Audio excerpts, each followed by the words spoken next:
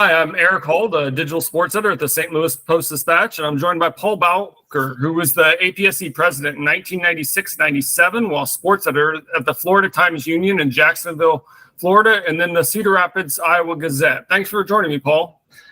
I'm doing great. How are you doing today, Erik? It's awesome. A little warm today, but I'm getting by.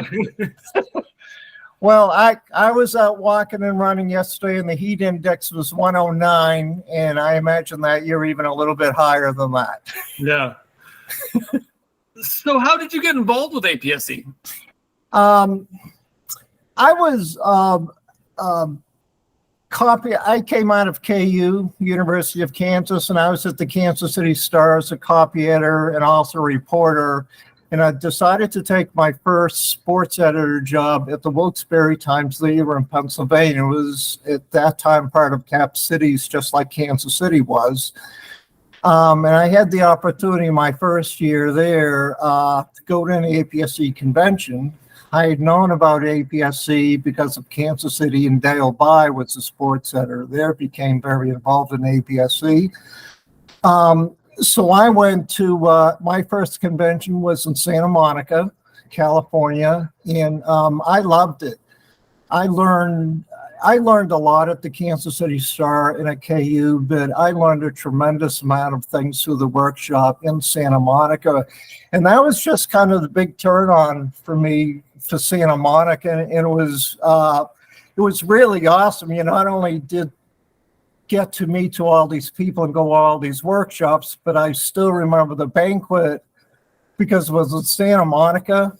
The banquet at Santa Monica, every single table had some sort of a Hollywood celebrity or a Hollywood sports figure. So it's the first time sports editor. It was like, wow, this is really, really cool.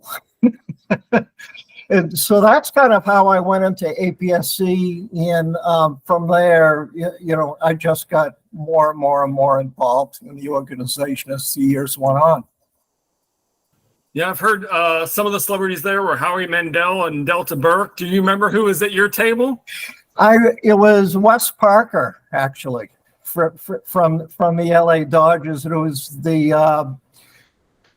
the awards presentation were actually kind of funny because I can't remember her name, but the little girl from Archie Bunker's Place on All in the Family was giving out the awards, and she thought it was kind of this Hollywood thing. So we would have these sports editors go up to accept the plaque at the front of the room, and she was like hugging everybody, congratulations, and giving them a kiss on the cheek. Is like, whoa.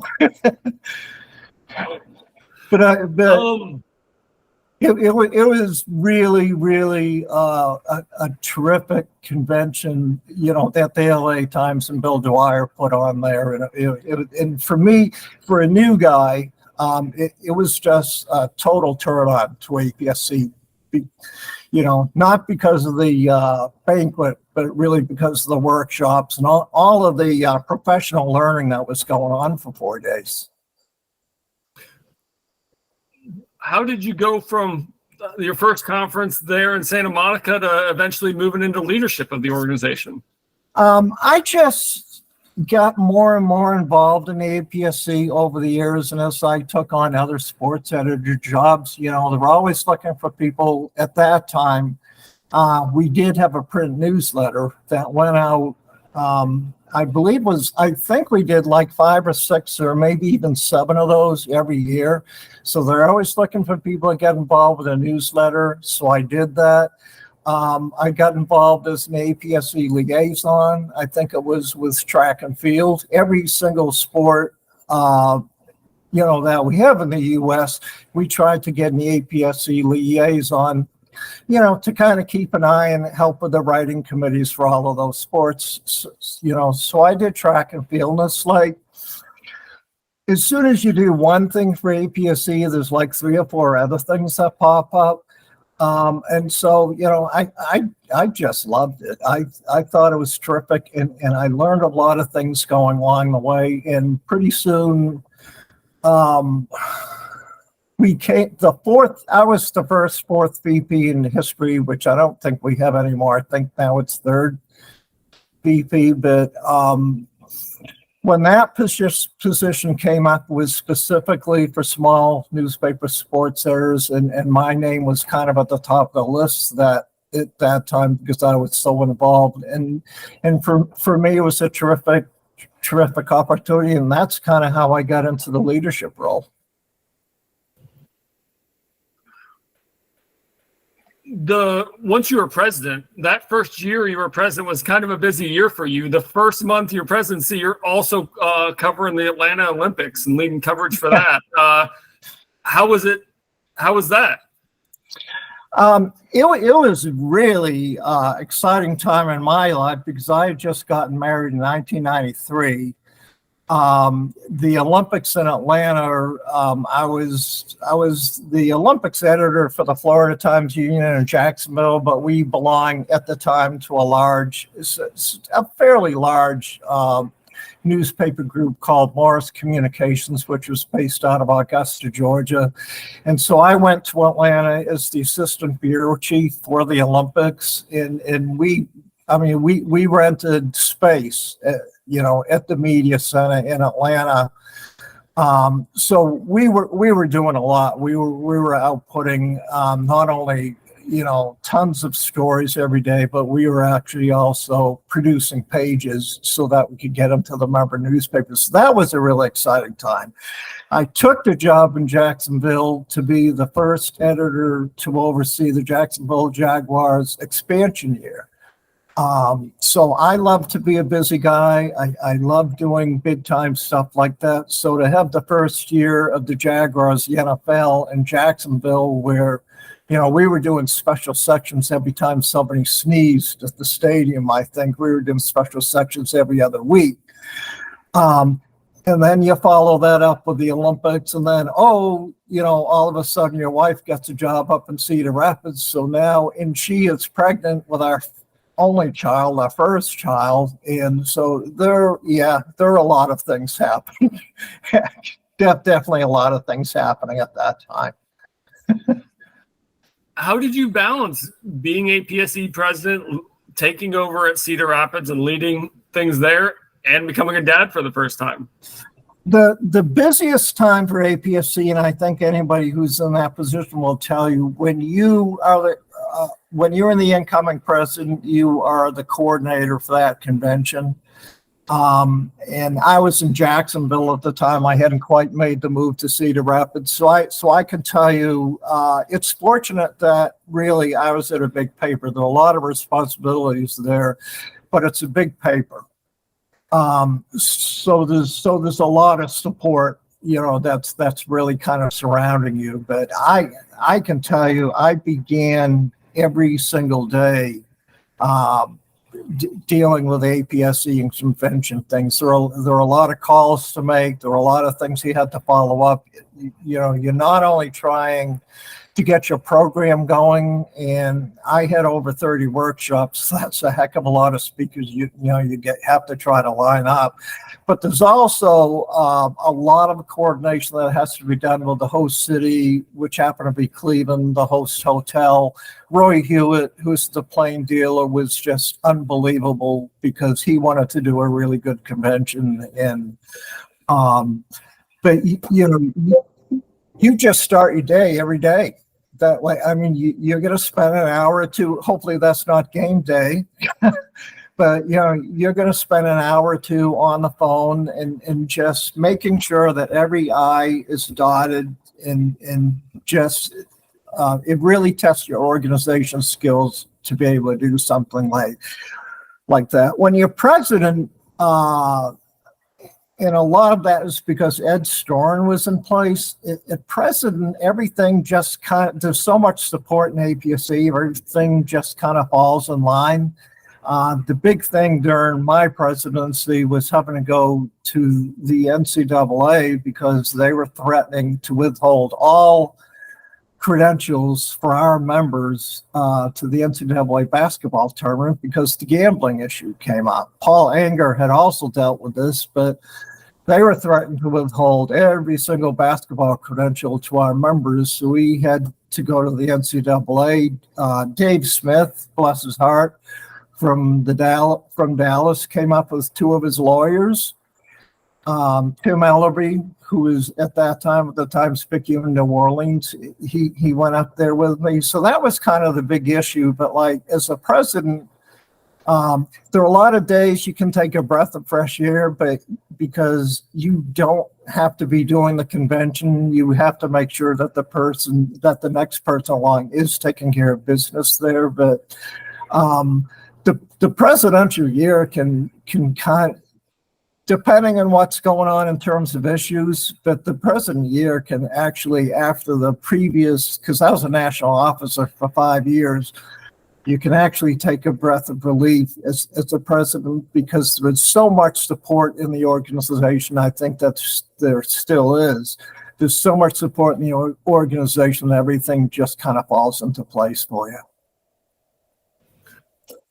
So how did things go with that meeting with the NCAA that you talked about that included Dave Smith and Tim Ellerby? It was stressful and it was intense. From the first moment that we show up, this was in Kansas City when they had their headquarters in Kansas City. From the first time you show up at the NCAA office, and you have to be escorted up to this room because it's one of those elevators where they need a special key to get to the executive floor.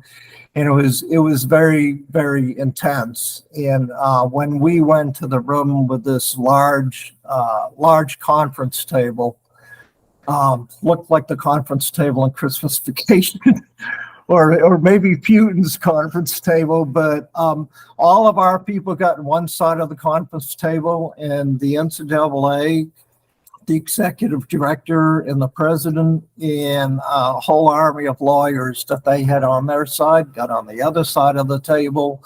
And so we had this thing that we had to overcome. The NCAA didn't want gambling ads in newspapers, which of course we don't control.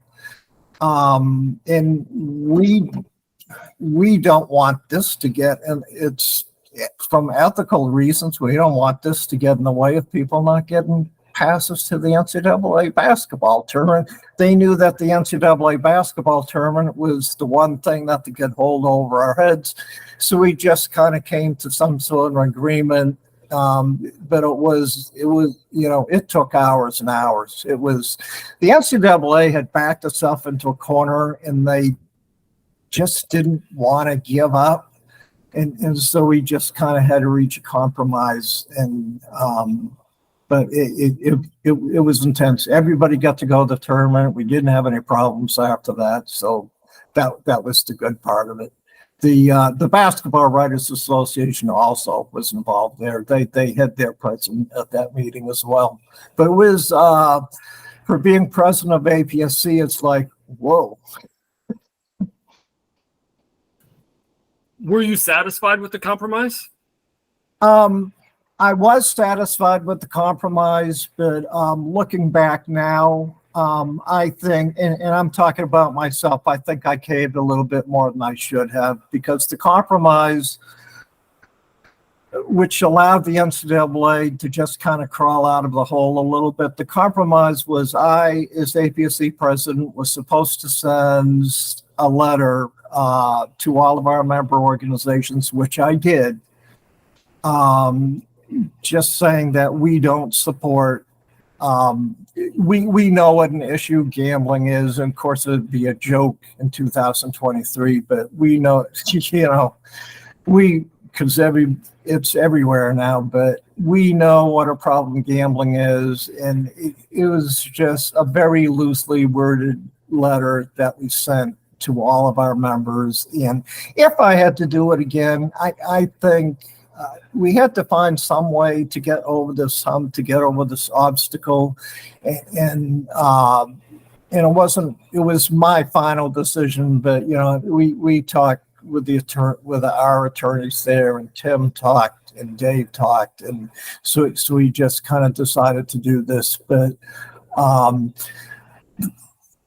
I think maybe we should have held our line a little bit more. That day, you're just trying to get over the obstacle. Let's get this done. Let's make sure that we don't have any issues with the NCAA basketball tournament. But I would say in 2023, that was, quite a while ago. I would say, let's kind of hold the line on this. Yeah. You talked a little bit about the conference in Cleveland in 1996 that you were involved with putting on. What was your approach to organizing that? My whole approach, I started my career at the Kansas City Star, but I spent a lot of my career as a sports editor in medium-sized papers and small papers. It was very important to me, especially after discussion with a lot of those editors, that we have a lot of workshops. That was really, at that time, and I'm sure it is now, the workshops that we held at the convention were the lifeblood of the organization, especially in terms of members.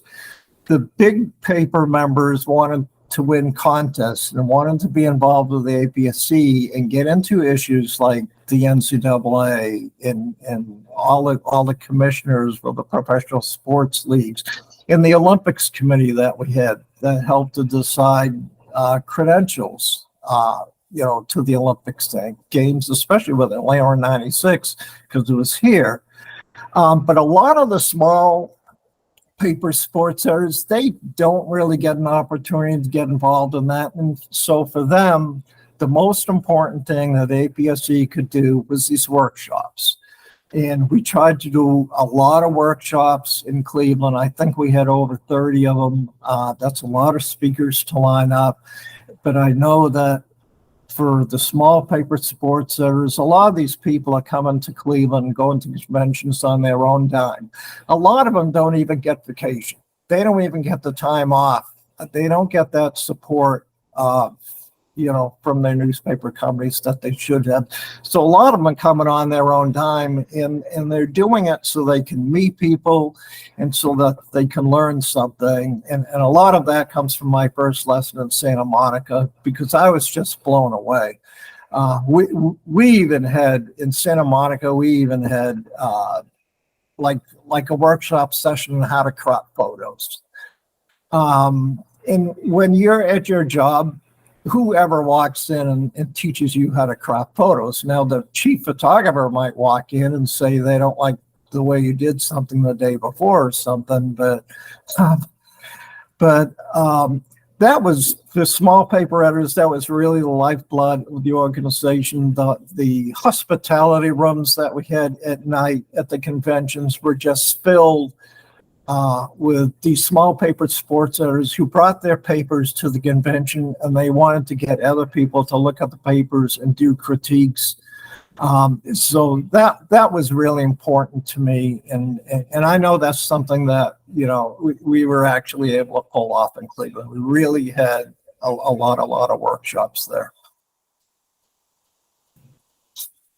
You talked about the agreement you made with the NCAA. Were there any other big challenges you faced during your presidency or time in leadership at APSE?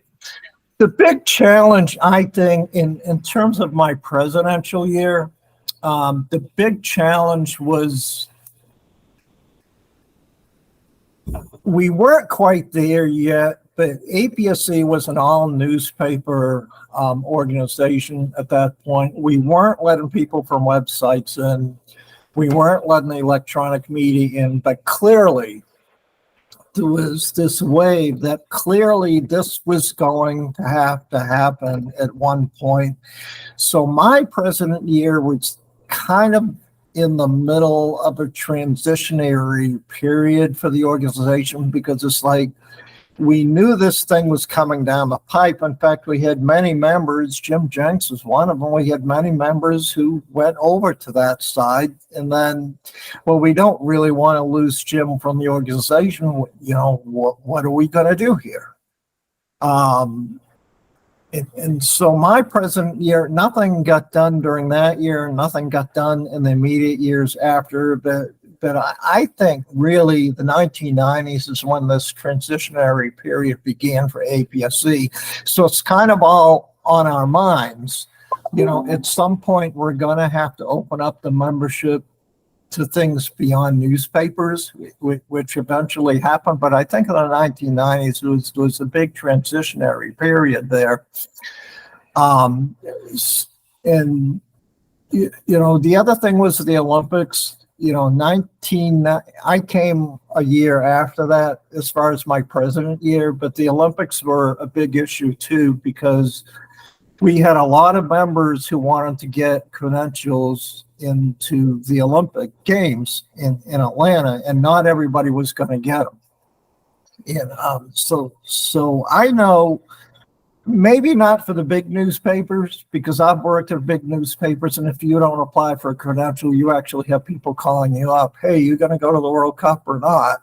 So they actually call you up. But when you're a medium-sized paper, a small paper, that really doesn't happen. And so a lot of the issues, people knew they had my ear. So a lot of the issues for like the small newspapers especially happened to be credentials. And not just for the Olympics, but people who are locked out of maybe Major League Baseball or locked out of college basketball, college football, a bowl games, something like that. I think I lost you. Oh, there you are. So credentials became a big issue during my year, but credentials always, I don't know if they are now or not, but I know credentials were the big issue during a lot of other years too, because if somebody can't get a credential to an NFL game, I would try to help out there. And that's what all of our committees were about too. Gotcha. How did you try to resolve the issues with the Olympic credentials there? Well, the great thing with the Olympic credentials, and I forget when our Olympics committee would set up, it would have been prior to my year, but I got on the committee myself. Roy Hewlett really did a lot with that, but we, the U.S. Olympic Committee, Team USA, they were very encouraging to have APSE get involved in the credential process, because they felt that APSE could step in and make some of those decisions. If one big paper was asking for too many credentials, then an APSE committee could say, well, instead of 10, can you do with 8? Because we could take those 2 spots and give one to this paper and one to that paper. So a lot of it was the USOC loved having APSE involved, because we could kind of police ourselves a little bit. And so a lot of people joined the APSE Olympics credentialing committee. And so in those 2 years prior to Olympic Games, we provided a great service to the USOC, because now the USOC wasn't the bad guy anymore. APSE actually was, because we were trying to police ourselves, and that became a really, really good thing. Is there anything else you're particularly proud of from your time as president or in leadership of the organization? I'm really proud of what I was able to do for small papers, not just the president year, but all of the years leading up to that. Being the first 4th VP in history, I was setting the stage for anything that was going to happen behind me.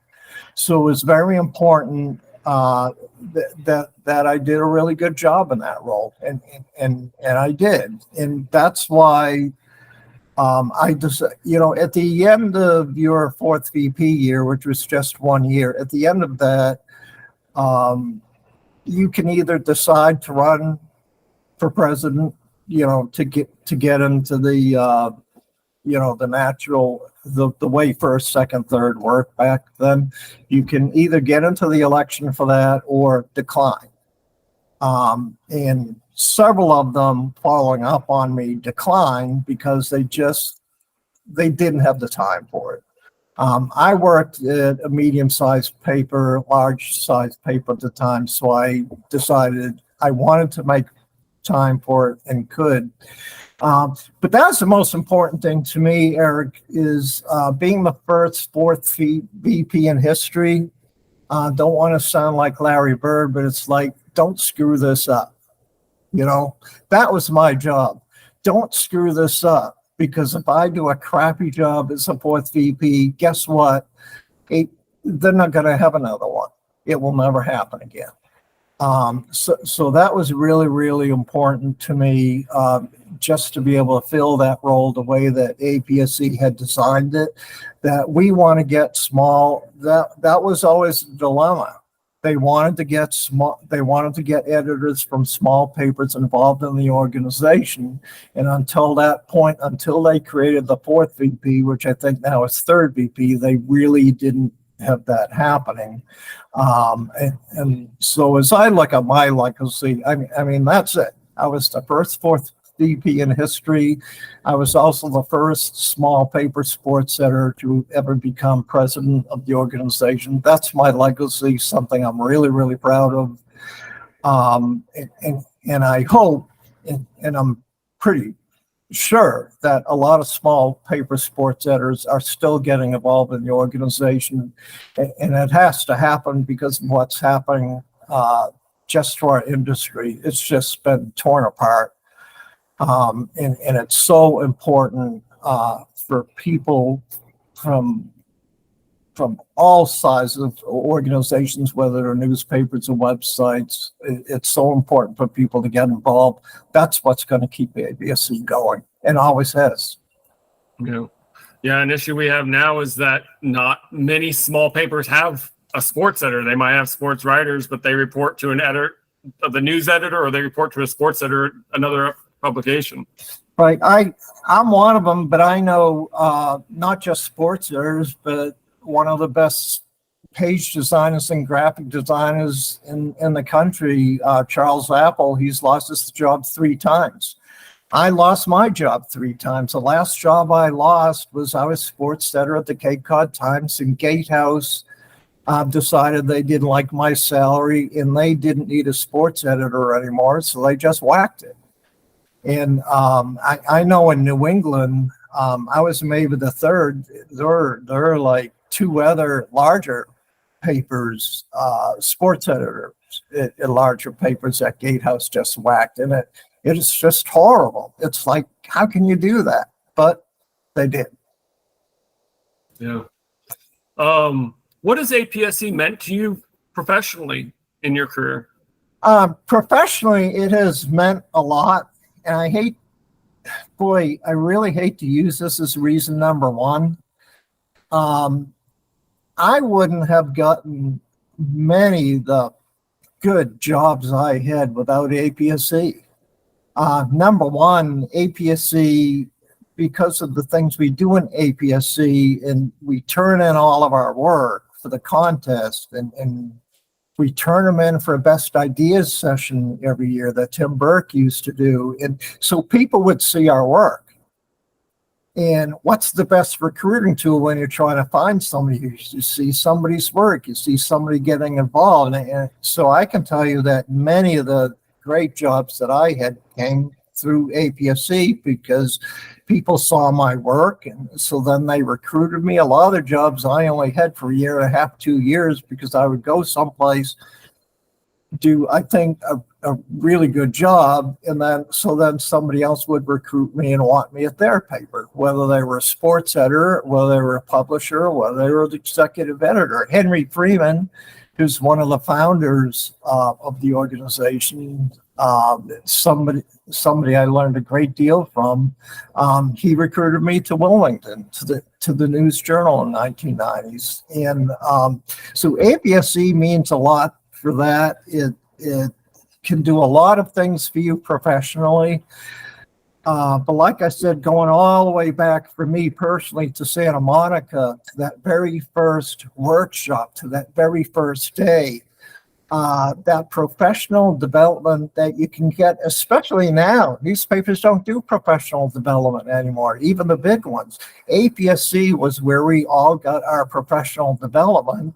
And then in the middle of that, you're also getting noticed because you're bringing your work in. And so you go to the convention, go to these workshops, you learn a whole bunch of stuff, you go back to your paper, and you integrate that into what you're doing on a daily basis. And then a year later, you're turning things into the contest or maybe bringing papers, to the conference. And all of a sudden, you're doing good work now. You're doing work that was 10 times better than the year before. And when you compound that year after year after year, that's what APSC has done for a whole bunch of people. Yeah. What has the organization meant to you personally? Personally, it's that. I also, have a lot of friends who, we're not face to face anymore because we're just kind of in different parts of the country and stuff. But when I was diagnosed with cancer in 2021, I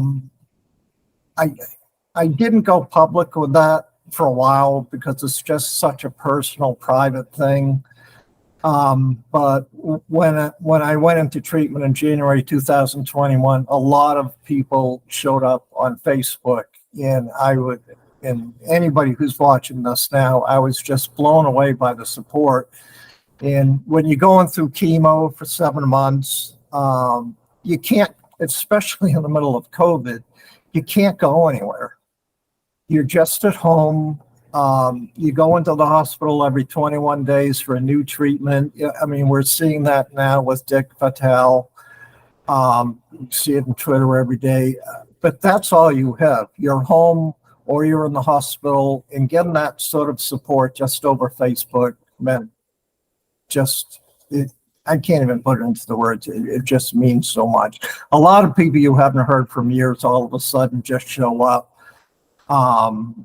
In a Facebook message or a Twitter message, and you just can't put any words on that. And the good news is everybody is, after 7 months of treatment, all good, more than 2 years from remission now, and anybody who is affected by that, I hope it goes the same way for them. But that meant a lot, especially because I've been out of APSC for so long, that for 2021, everybody just to kind of show up and hey, Paul, hope you're doing great and you'll get through this. And that amount of support was great. I probably got more support from APSC than any of the people I know personally at the different papers I worked at. That was terrific. I'm glad you received that kind of support and glad you're doing well now. Yeah. I mean, I'm 69, just turned 69, and I refereed, I think, between 30 and 40 high school soccer games this spring. And so I did 9. I went to a club soccer tournament one day and they didn't have enough referees, so I just stayed there all day. I did 9 games. So at the end of that, I'm just feeling like a beast. I'm like, bring it on. That sounds like quite a grueling day. I did a little bit of soccer officiating when I was in college, so I'm not sure I'd be willing to try it now, but I'm glad you're still doing it. It's for a sports editor, a couple of high school soccer games at night, it's tough. You're out there, you're having to run a lot, you having to deal with coaches and fans and all that, but it's nothing compared to being a sports editor. It's nothing. What advice do you have for future presidents of APSE besides maybe being a soccer official? Be a soccer official, that way you can get used to people yelling at you. But the great thing about being APSE president, use the people around you. And I think I did that, but I didn't do it enough. Use the people around you because they do want to help. And it's just like being a top editor or a top executive someplace. Listen to the people around you. Use their advice, use their expertise, and enjoy it. I still remember things change when you're president because you're at the front of the room and everybody looks to you. And I still remember walking down the hallways at a convention and everybody says hi to you, everybody. And you don't know who half of them are. You know the people that you're with all the time and that you've worked on committees with, and maybe you did some contest judging with them and things like that. But the fact is, except for that one time during the year, twice if you include judging, you never see those people. We're on the phone every once in a while, but you don't see those people. And so that's the really cool thing about APSE president is you're at the front of the room, everybody knows who you are, and you're just able to make a lot. You just walk down the corridor in a hotel and you're gonna make a lot of friends just that way. So my biggest advice is really, it's what we say at the beginning of a soccer game. When we have three officials out there, a lot of times the last thing we say before we go to our positions is say, have fun. That's rule number one out here. Have fun, make it safe, and let's do our job. But number one, let's have fun. And I think that's what, especially in these days, what we're having to go through, not only at newspapers, but on websites and everything. Have fun out there. Just have fun. What are you doing now in your in journalism capacities? My journalism capacity, when the Cape Cod when Gatehouse decided they don't need sports editors anymore, I said, I'm sorry. I said, I'm not going down. I'm not going down this way.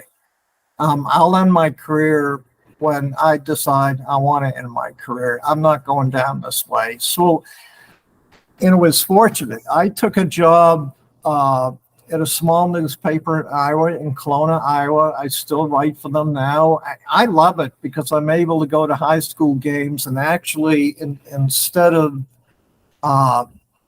being in the editing room all day and all night long, I'm actually able to have conversations with high school athletes and high school coaches and things. So I really love it.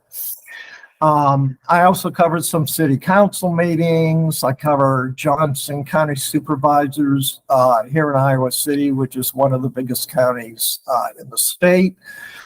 So I'll tell you, I'm really enjoying doing things like that. Beyond that, that's what I'm doing locally. I have worked for Team USA as a writer and an editor since 2010. The 1996 games just kind of made me love the Olympics ever since then. So I write stories, you just find some wonderful stories. I'm doing a lot with Paralympic athletes lately, and my gosh, some of the things they go through. I just did a story on a paracyclist who was a sniper in Iraq. And he had serious head concussions because he was dropped out of a helicopter. He fell out of a helicopter. And then they had IED blasts and just unbelievable things there. But there are so many stories out there like that. But I've really enjoyed that. I've been a national editor, international writer, for the content that we provide for Team USA since 2010. And so I've really enjoyed that. I wish the only games I've been was 1996. And I work with Team USA almost every day, but we never go anywhere. It's all remote and it's all at home. And I still remember when I was at the games in Atlanta, Bill Dwyer from the LA Times walked up to me and said, "Paul, this isn't really the Olympics. This isn't what an Olympics is like. You have to go to a real Olympics someplace else, not Atlanta." This is like a big college football weekend. This isn't the Olympic Games.